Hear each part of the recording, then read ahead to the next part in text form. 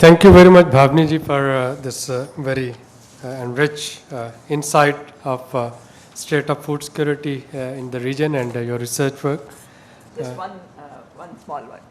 So this work that we did has, it's been brought out as a special issue of the IDS Bulletin, and we've produced it as a, in a pen drive form, and I've kept copies here at the end of the table. It's also freely downloadable from the internet for any of you who would want. Sure, thank you. That would be a good source. And now without ado, if I request Professor Mustafizur Rahman for his comments and insight about Bangladesh's state of agriculture food security. If you can squeeze it in within 5 minutes, please. Thank you, Chair. The issue is big, but very important, but I will try to be brief. Thank you, Chair, eminent panelists, Dr. Bhavani, and dear guests. I think this is an incredibly important issue for our region, and I am very happy that Dr. Nagesh and Dr. Sachin Chaturvedi have decided to bring this on board. And I'm also very happy that we did some work with S.Asia on food security and also on SAARC Food Bank. So I think if we look at, and it was mentioned a number of times that South Asia has the world's largest concentration of people under poverty, and food security is a question of life and death for them. And in the context of South Asia, we are seeing a number of new initiatives. Dr. Bhavani has mentioned about the Gramin Danon initiative. That's a new model, which is that business should find it not only as a charity, as part of CSR, but as a business model, but it is social business model. That was the idea of Professor Yunus, that business also has social commitment. So there is an issue of cross-subsidization as well in that context. But what I will try to sort of broaden the discourse, because you see in Bangladesh, for example, about 1/3 of the children under 5 suffer from stunting and wasting, meaning low height and low weight.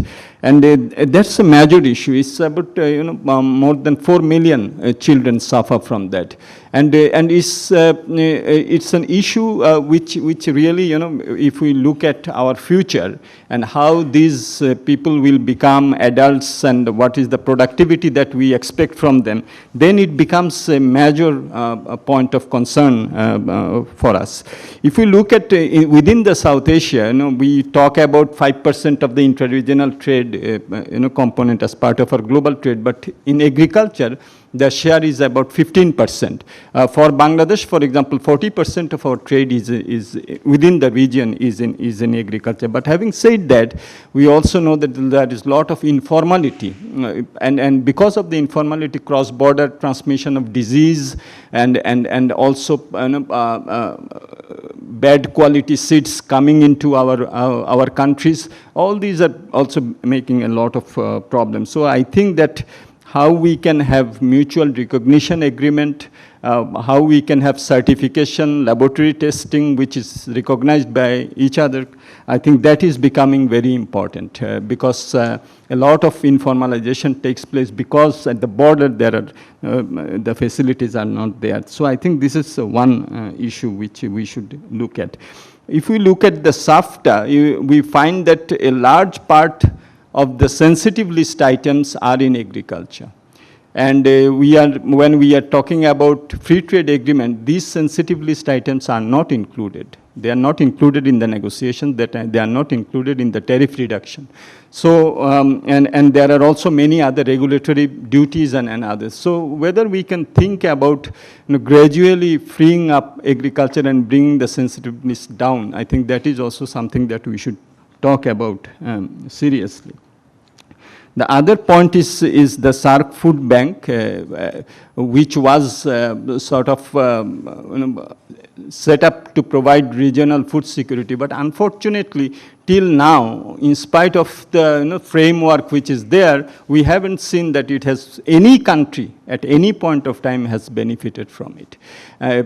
Not during the 2007-8 when the rice prices went up by 100%, not when floods were there.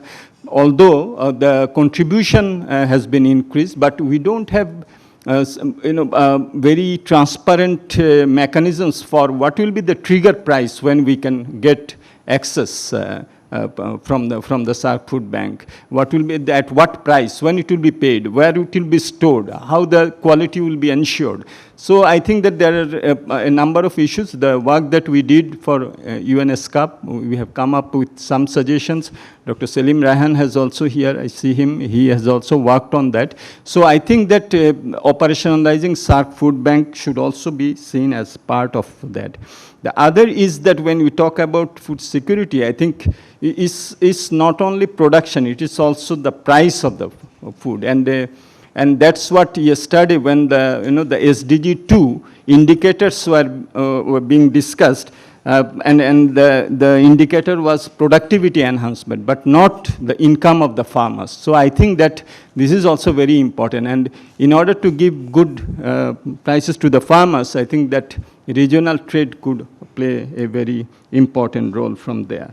The other point that I think in the morning, the issue was discussed that we should broaden our discourse when we talk about one particular issue. For example, the motor vehicle agreement. If we have the motor vehicle agreement in place, we have all signed the trade facilitation agreement. If we have the borders not as control point but as crossing point, then we can also have trade in agriculture which can provide the farmers with better prices, and also we can formalize the informal part of it. So motor vehicle agreement can also be a game changer in terms of the trade in agriculture. You can have the value chain, you can have the trade facilitation at the border, and then there will be greater trade in agriculture. The other point that I mentioned, I would like to mention is that in the context of the agriculture, there are important negotiations taking place in WTO. And then the small farmers' interest are being questioned by various developed countries as well. So I think there is also a very strong point for our countries in the South Asia to have a united front in the negotiations in agriculture where the safeguard measures for small farmers are being negotiated. I think that also is one point. The last point that I would like to mention is that you see, for example, Bangladesh hosts the SARC Agriculture Center.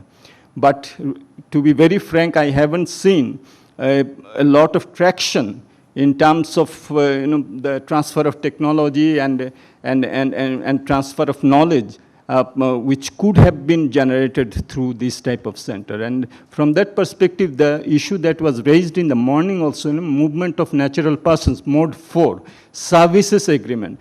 So when I went to the SARC Agriculture Center, I said that why there is no greater collaboration. They said that if we want to have good professionals from the other countries, they cannot come here, and there is no transfer of technology. So there is a center, but we don't get the benefits from the center. So I think that this is also becoming very important. The last point, Mr. Chair, I'm making is the data.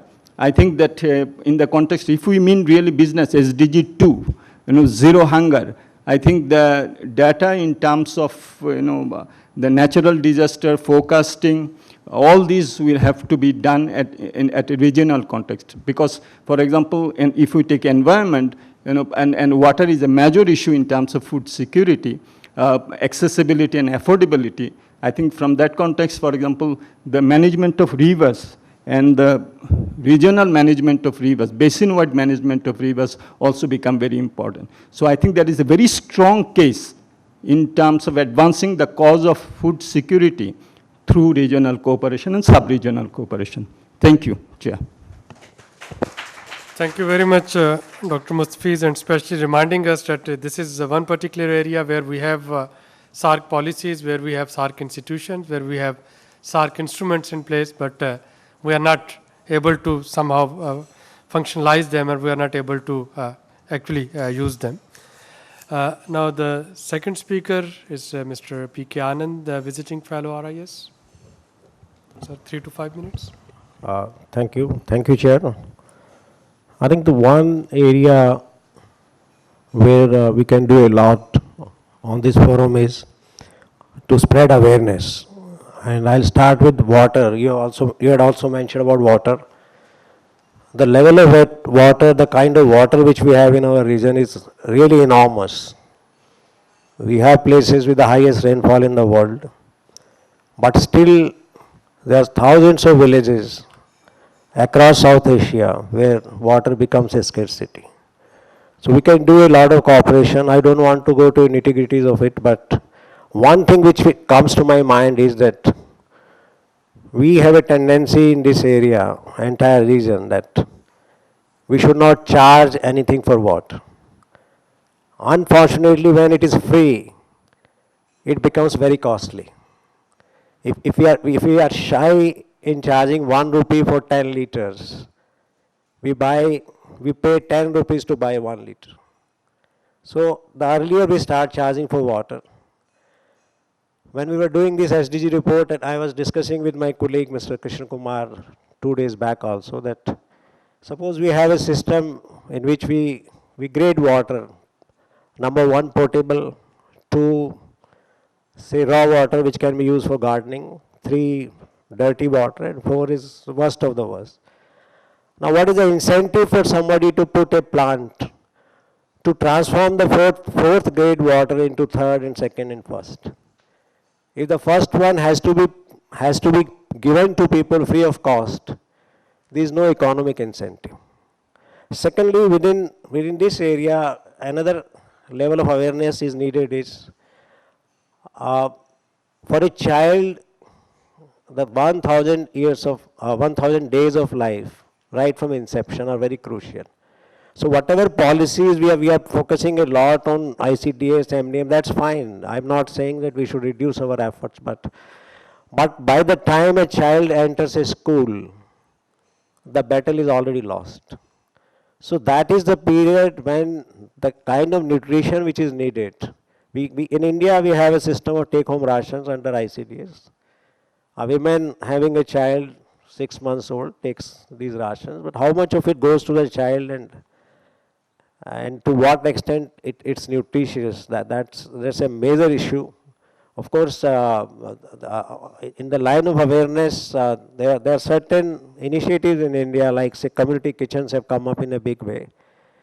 And sometimes in the enthusiasm, the political decisions are taken by the chief minister that, okay, we will give food at say 1 rupee for lunch and something like that.